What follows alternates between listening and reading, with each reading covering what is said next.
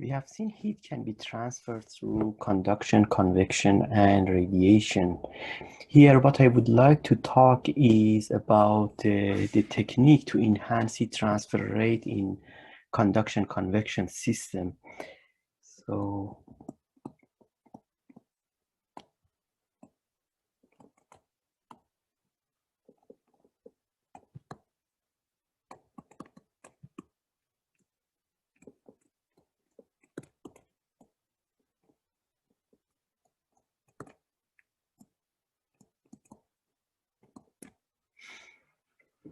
let's say we have a solid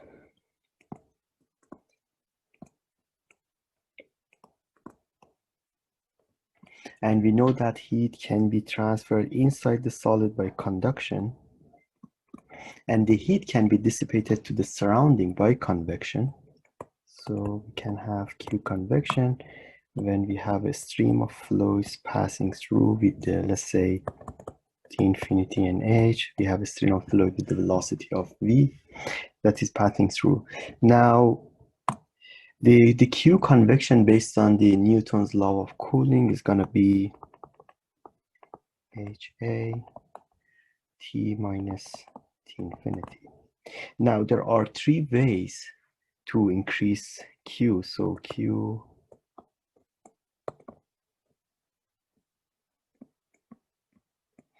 we can increase H, we can decrease T infinity, or we can increase the surface area. And that's what we're gonna see here is the increased surface area. And generally what we do for that, we call it extended surfaces or field heat exchanger. So the same system, if instead of having just a plain surface here, if I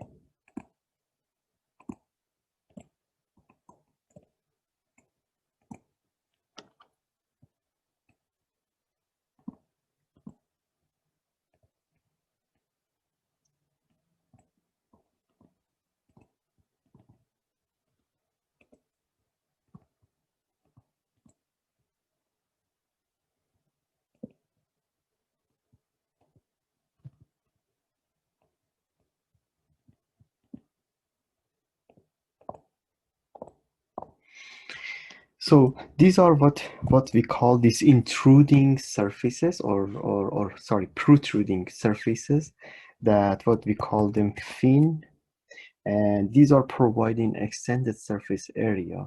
Now the heat is first conducted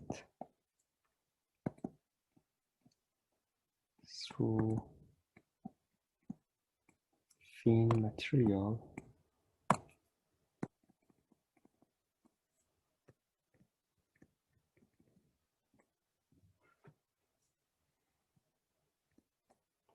and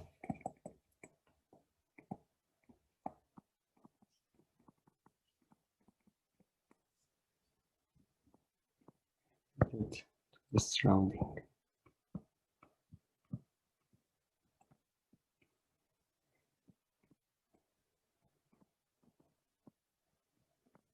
So what we have here is, let's say that Q conduction that we have is just passing through this field area and then is getting by convection to the surrounding. So we have convection on the other side of that. It has a numerous applications, and probably you have seen many of them already.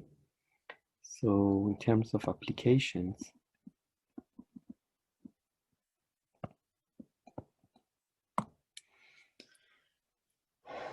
one of the obvious one is the heat transfer from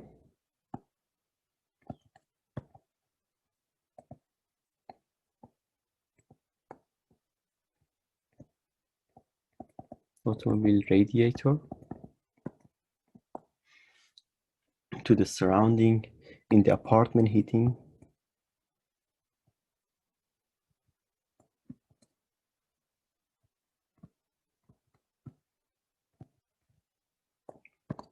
We use these extended surfaces as a radiator, cooling of electric motors.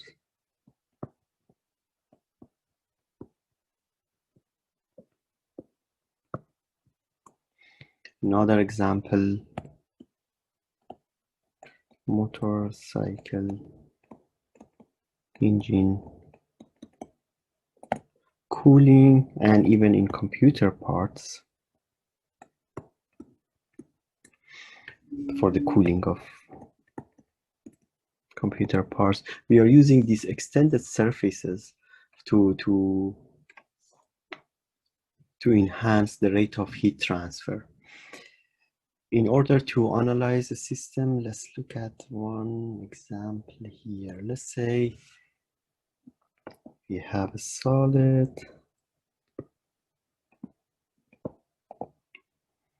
and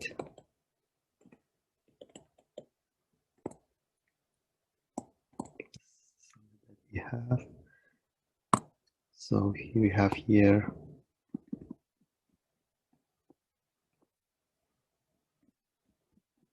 heat flow by conduction, and I'm just putting a schematic of one extended surfaces as a fin here.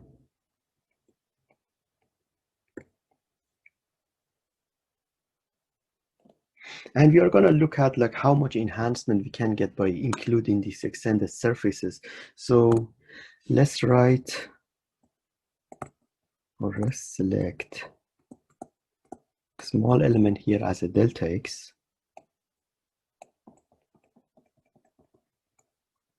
Now this fin has a base, and that base is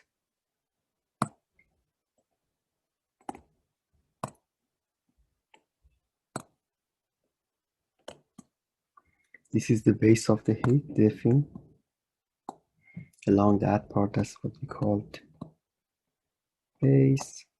And we have a cross-sectional area, A of C, and this is the tip of the fin.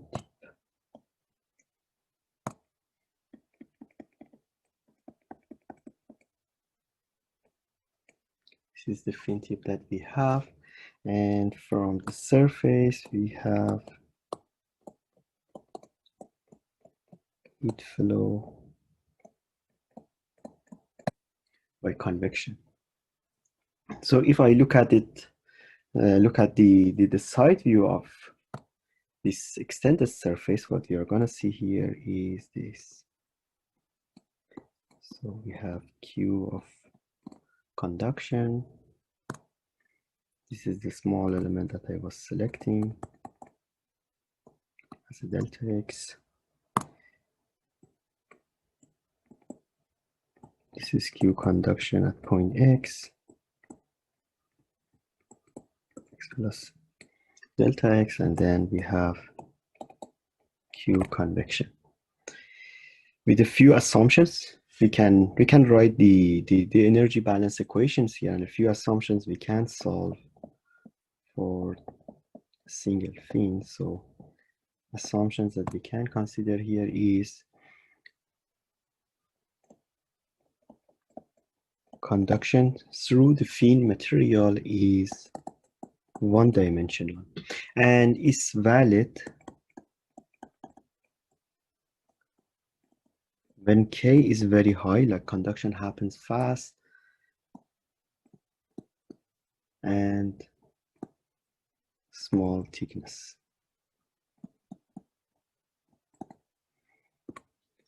Then the other conditions is, let's assume we have reached to the steady state, so there is really no accumulation, and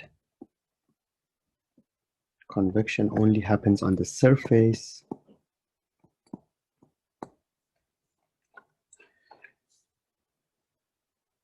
And ignore radiation. Let's assume there is no radiation.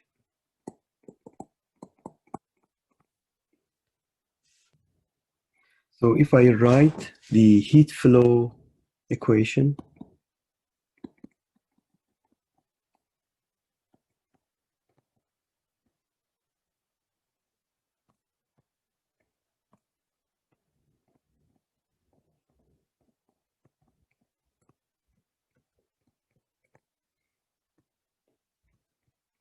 around delta x element in minus out plus generation is going to be equal to the accumulation. Now we said this is a steady state and there is no generation. These two terms are zero. And what is getting in is Q conduction to that element. So we have Q of conduction at point X minus Q of conduction. That's the heat that's getting out from the other side of element is equal to Q convection.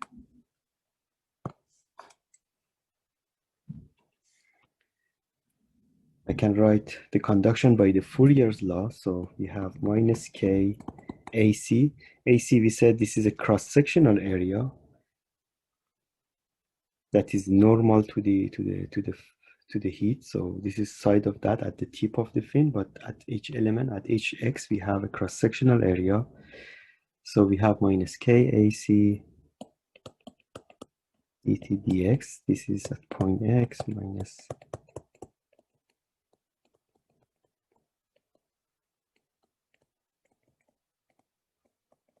and convection, we can write it by the Newton's cooling law for the surface of this element. This surface is going to be this delta x times the perimeter of the system that I'm going to just write it as a h p delta x t minus t infinity, where p is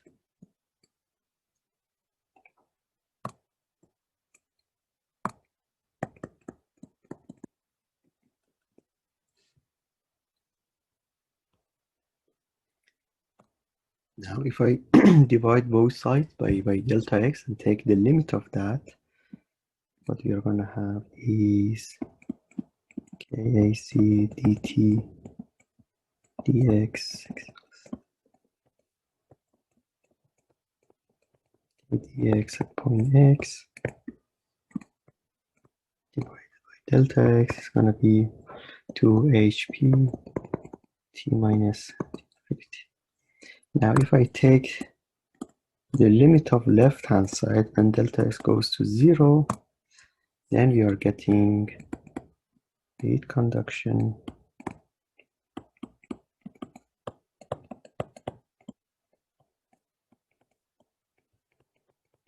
t minus t infinity. Now for a constant k, if k and AC are constant AC means uniform sectional area, then what we are getting is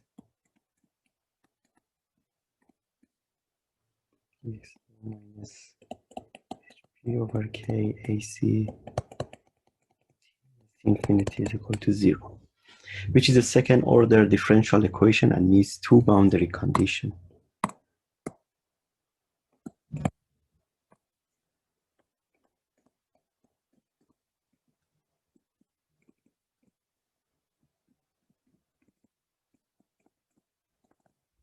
So we need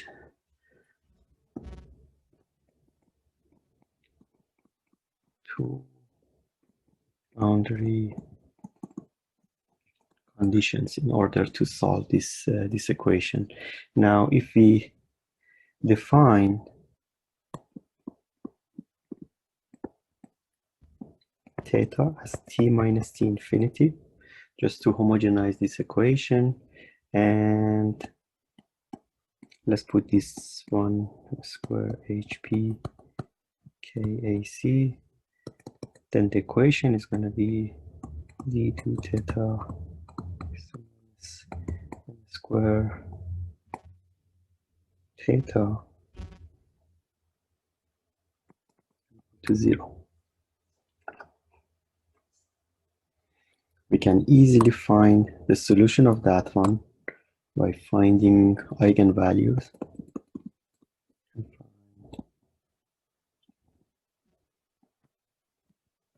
Eigenvalues where we have lambda square minus m square theta 0. Lambda is going to be plus minus m. So the general form of solution theta of x is going to be c1 e to the power of mx plus c2 e to the power of minus mx. So this is the general solutions. General solution that gives us the temperature distribution inside the fin. So we have assumed heat conduction only happens in 1D in the x direction. So literally, if I look at each of these x locations, I'm going to see just one temperature. There is no variation in the y direction or in other directions. Now, and that's the general equation that gives me the temperature, but finding C and C2, C1 and C2 are defined from boundary conditions. Okay,